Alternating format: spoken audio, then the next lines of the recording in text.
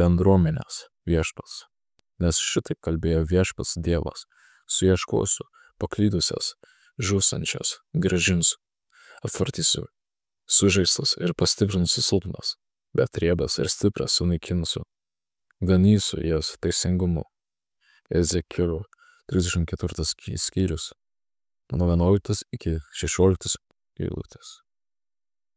Dievas kalba apie savo kaimenės avis. Jis tik gerai galvoja apie jas. Jis yra geras gynytojas, genantis jas į plačias pievas.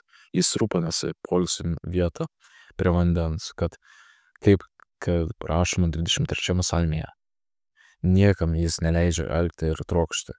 Yra gerų ganytojų, gerai ganančių Dievo kaimenės. Tuomet jis žydi ir stiprėja. Atsiskyrusias avelės yra gerose rankose. Jomis pasirūpinta, net ir tomis, kurios yra nuošalėje. Dievas rūpinasi per savo pasiuntinius.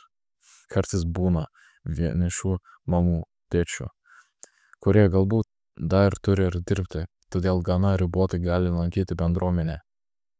Dievas visą tai žino ir kažkokiu būdu suranda priemonių, kad ir šie žmonės galėtų dalyvauti bendruomenėse gyvenime.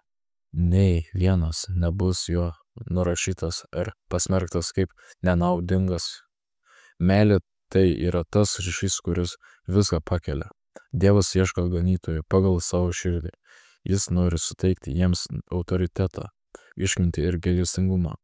Jo kaimynų vedime. Jie turėtų nuolat gyventi nepriklausomybėje nuo jo.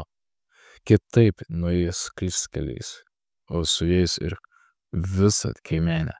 Jis pažįsta ir tas avelis, kurios gyvena išsibarstę ir vienišos, izoliuotos aplink, kurios nėra gyvuojančių bendruomenių.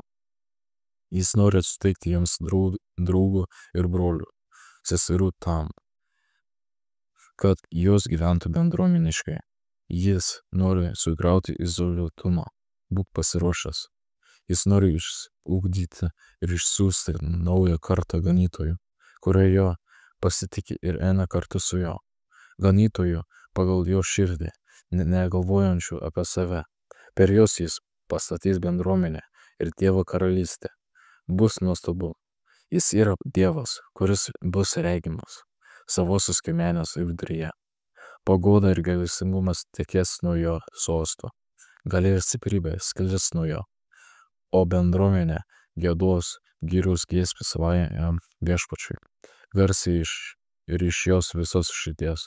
Pašlovintas būk, Jėzų Kristų, karalių, kuris greitai ateis. Dėkoju tave, Tėve, danguje už geras tavo mintis ir planus. Dėkoju, jog nepalieki tu mūsų vienų. Dėkoju, jog galime pasiklauti tavimi.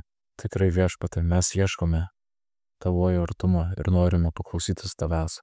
Kiekvienam iš mūsų tu turi sprendimą. Vienišiems išsibarsčiusiems, paklydusiems, silpniesiems, stipriems ir narsiems, švelniems, ramiems, kantriems.